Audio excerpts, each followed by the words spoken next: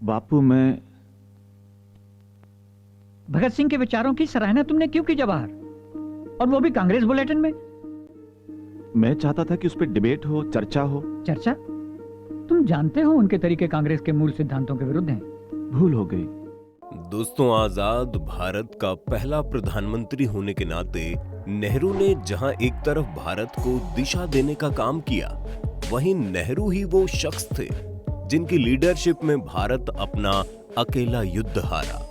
जी हां, हम 1962 के भारत चीन युद्ध की ही बात कर रहे हैं। यूं तो नेहरू के राजनीतिक विरोधी उन्हें राजनीति के चलते इस हार का जिम्मेदार करते ही हैं, लेकिन कुछ वक्त पहले छपी शिव कुणाल वर्मा की किताब द वॉर दैट वॉजंट ने एक नई बहस छेड़ दी है, जिसमें बताया गया कि नेहरू ने कैसे जानबूझकर भारतीय सेना के खिलाफ साजिश रची और इसी साजिश के चलते भारत को इस जंग में भी भारी नुकसान झेलना पड़ा।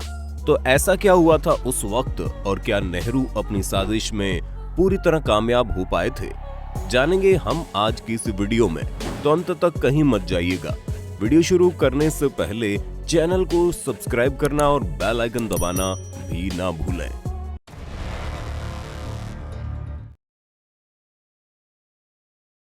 शिव वर्मा अपनी किताब में लिखते हैं कि सुभाष चंद्र बोस वो आखिरी भारतीय लीडर थे जो उस वक्त मिलिट्री की पावर का रोल एक मॉडर्न देश में समझते थे, जबकि नेहरू हमेशा से ही सेना के घोर विरोधी थे।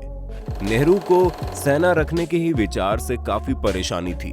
साथ ही वो सेना के सीनियर ऑफिसर के डिसिप्लिन और अभिमान को भी दिखावा समझते थे।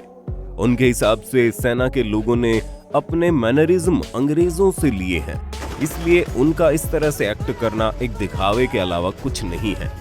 जब बोस और पटेल दोनों ही नेहरू को छोड़कर चले गए, तब नेहरू के सेना के साथ असल परेशानी शुरू हुई। नेहरू अकेले पड़ गए और उन्हें आर्मी के विकास के लिए विजन देने वाला कोई नहीं बचा था। इसी का नतीजा था कि जब भारत के आजाद होने पर भारत के पहले commander in chief of Indian army general sir Rob Lockhart Nehru के पास सेना की डिफेंस स्ट्रेटजी तय करने के लिए कुछ पेपर्स लेकर गए, तो नेहरू ने उन्हें झिड़कते हुए कहा कि हम किसी मिलिट्री अपग्रेड की जरूरत नहीं है, हम अहिंसा पर चलने वाला राष्ट्र हैं। नेहरू इस बात को बहुत दिल से मानते थे कि उन्हें बिना किसी सैन्य ताकत का इस्तेमाल किए ही आगे बढ़ना है, और उनकी ये पॉलिसी कोल्ड वॉर के वक्त भी दिखती है। जब दुनिया को अमेरिका या सोवियत यूनियन में से एक खेमा चुनना था, तब नेहरू ने एक तीसरा खेमा बनाया जो निष्पक्ष था, और दुनिया के कई देश नेहरू और भारत के साथ आ गए थे। लेकिन कोल्ड वॉर में अभी वक्त था। जनरल रोकार्ड के साथ ये मीटिंग 1947 में आजादी के बिल्कुल बाद ही हो रही थी, और नेहरू ने सेना को अपग्रेड करने से साफ मना कर दिया। इस घटना के कुछ वक्त बाद ही पाकिस्तान ने अक्टूबर के महीने में कश्मीर पर हमला कर दिया, और नेहरू को वहां सेना को ही भेजकर कश्मीर का विलय भारत में कराना पड़ा। इस घटना से नेहरू को सबक मिल जाना चाहिए था, लेकिन उन्होंने फिर भी आर्मी के लिए कोई काम नहीं किया। फिर चीन ने 1950 में तिब्बत पर कब्जा कर लिया, और भारत ये सब होता हुआ देखता रहा। जनरल कैरियोपा ने नेहरू को इस वक्त आगाह भी किया था कि अगर चाइनीज इस वक्त भारत पर हमला कर दे तो सेना के पास उतना इंफ्रास्ट्रक्चर नहीं है कि वो उनका मुकाबला कर पाए। नेहरू अगर उस वक्त भी सेना की तरफ ध्यान देते तो भारत के पास 12 साल का वक्त होता इस जंग के लिए तैयार होने का, और शायद जंग के नतीजे कुछ और भी हो सकते थे। लेकिन हुआ कुछ उल्टा ही। नेहरू एक के बाद एक गलती करते गए। मिलिट्री के एक्सपर्ट्स की जगह सेना के लिए डिसीजन नेहरू के पसंदीदा नौकरशाह लेने लगे, और आखिर में हमने देखा कि इससे क्या हुआ। ये सब कुछ नेहरू भूल में नहीं कर रहे थे। दरअसल इसके पीछे नेहरू का एक डर था। डर ये था कि नए नए आजाद हुए ज्यादातर देश कुछ ही सालों में मिलिट्री डिक्टेटरशिप के अंडर आ जाते हैं, और उस वक्त अगर नेहरू सेना को बहुत ज्यादा पावर दे देते तो उनके हिसाब से भारत का हाल भी पाकिस्तान की तरह हो जाता। और इस डर के कारण भी नेहरू ने सेना का विकास स्थगित रखा। नेहरू का सेना के साथ दोहरा चरित्र हमेशा नजर आया, जहां उन्होंने हर मौके पर सेना को मदद देने से किनारा कर दिया। वहीं जब भी वो किसी परेशानी में फंस जाते थे तो सबसे पहले सेना को याद करते थे, फिर चाहे वो 1947 के पाकिस्तान के साथ जंग हो या फिर 1961 में गोवा का भारत में विलय कराना हो।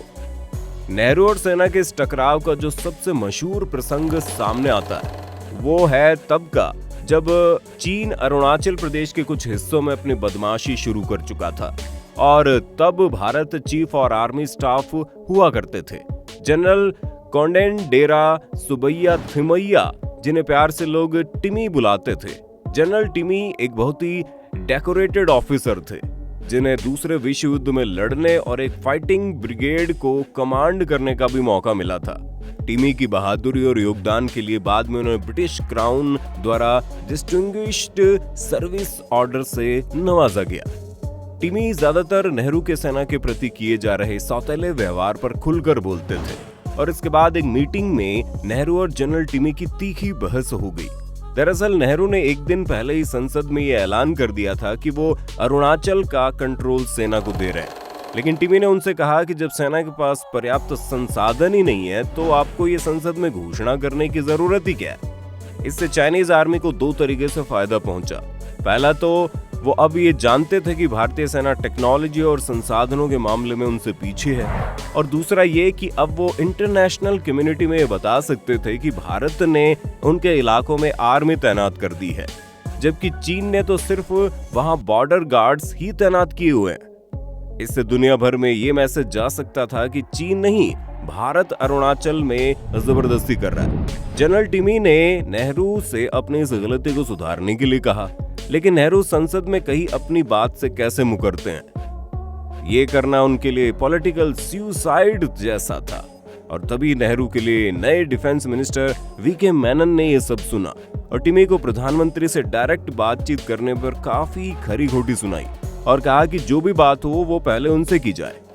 जनरल टिमी ने अगले दिन सरकार को अपना इस्तीफा दे दिया। नेहरू ने इस्तीफा लेने से साफ इनकार कर दिया, लेकिन टिमी अपनी बात पर अड़े रहे। बहुत मनाने के बाद देश की खातिर उन्हें नेहरू की बात माननी पड़ी, लेकिन नेहरू ने इस मौके को भी अपनी राजनीति से दूर नहीं रखा और खुद को हर तरह के इल्जाम से बचाने के लिए मीडिया में ये न्यूज जानबूझकर लीक करवा दी कि जनरल टिमी एक जंग के बीच में इस्तीफा देना चाहते हैं। इसके बाद संसद में भी नेहरू ने इस विषय में अश्वत्थामा मारा गया जैसा झूठा भाषण दिया, जिसमें उन्होंने बताया कि उन्होंने टिमी को अपना इस्तीफा वापस लेने के लिए मना किया है और साथ ही उन्होंने जनरल टिमी के इस्तीफे के फैसले को तैश में लिया गया बचकाना फैसला बताया। इसके बाद ये भाषण जनरल टिमी पर एक हमले के रूप में बदल गया और कभी नेहरू सिविलियन अथॉरिटी को मिलिट्री अथॉरिटी से श्रेष्ठ बताने लगे तो कभी वो जनरल टिमी को बीच जंग में इस्तीफा देने के लिए दबे शब्दों में भगोड़ा और कायर भी कह रहे थे, जबकि वो जानते थे कि इस इस्तीफे की असली वजह वो और उनके मंत्री थे। आज तक इस इस्तीफे की चिट्ठी को भारतीय सरकार द्वारा सार्वजनिक नहीं किया गया है, इसलिए ठीक से कोई नहीं जानता कि आखिर उन्होंने अपने इस्तीफे में क्या लिखा था। लेकिन ये बात गलत नहीं थी कि उस वक्त के देश के सबसे प्रिय लीडर ने ही हमारे आर्मी चीफ को एक बड़ा धोखा दिया था और जनरल टिमी के पास कोई ऑप्शन नहीं बचा और इतना सब कुछ सहने के बाद भी वो आर्मी को चीनी सेना से लड़ने के लिए तैयार करते रहे। आपको आज का ये वीडियो कैसा लगा और क्या आप नेहरू के बारे में ये बात पहले से जानते थे? हमें कमेंट करके बताइए। साथ ही वीडियो पसंद आने पर वीडियो को लाइक करना और चैनल को सब्सक्राइब करना भी ना भूलें।